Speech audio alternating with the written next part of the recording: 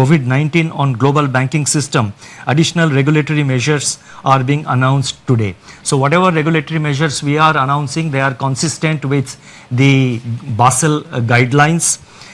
The first measure under this category of regulatory measures, they relate to asset classification. Economic activity has come to a standstill during the period of the lockdown. Now, as I go with these announcements, I request your patience, because in the concluding paragraphs, in the concluding 2 or 3 paragraphs to which I will come very shortly, I have attempted to give some kind of a forward guidance on certain aspects. So I request your patience. I repeat, economic activity has come to a standstill during the period of the lockdown, with consequential lingering effects which have unambiguously affected the cash flows of households and businesses.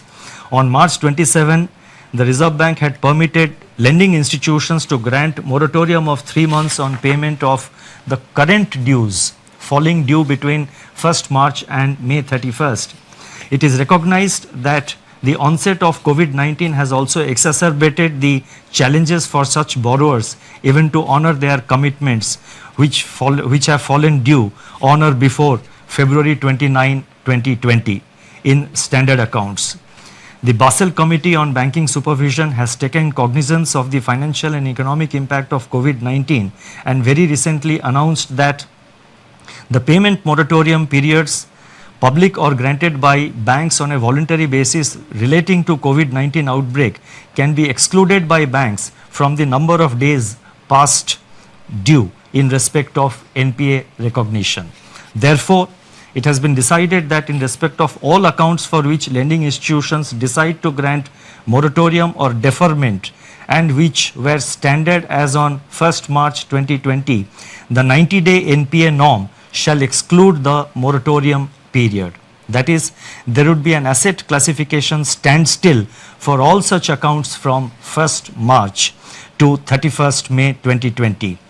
NBFCs which are required to comply with Indian accounting standards Ind AS may be guided by the guidelines duly approved by their boards and as per the provisions and as per the advisories of the Institute of Chartered Accountants of India in recognition of impairments. In other words, NBFCs do have the flexibility under the prescribed accounting standards to consider such relief to their borrowers.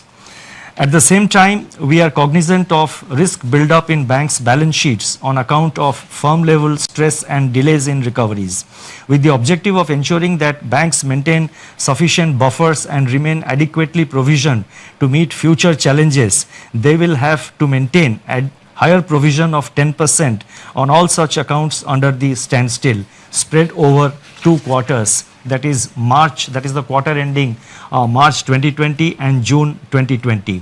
These provisions can be adjusted later on against the provisioning requirements for actual slippages in such accounts. You see, while we are announcing certain forbearances, etc., for the banks, Reserve Bank as the regulator of the banking system has to ensure that our banks remain financially healthy over a period of time and in the long term. So therefore, while announcing certain prudential relaxations, we have to necessarily see that the banking system also remains healthy. So therefore, we have required them to make certain provisions, and in any case, we are saying that these provisions can be adjusted later on against provisioning requirements for actual slippages. So only if the slippage doesn't arise, then the banks have adequate flexibility to sort of appropriately deal with it in their accounts. The next announcement relates to extension of resolution timeline. Under RBI's prudential framework of